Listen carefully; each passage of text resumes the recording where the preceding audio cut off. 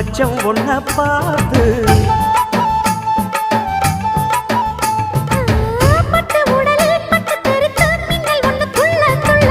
வெக்கம் துடிக்க விளக்கணைக்க ஜன்னல் கண்ணை மூடிக்கொள்ள 10 நாள் கழிச்சு தாண்டி கதவை திறக்கணும்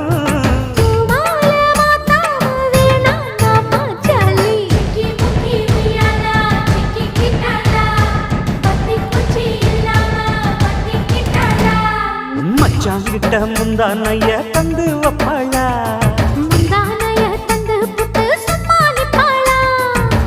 பல நாள் பசி இருக்கு விருந்து வப்பாளா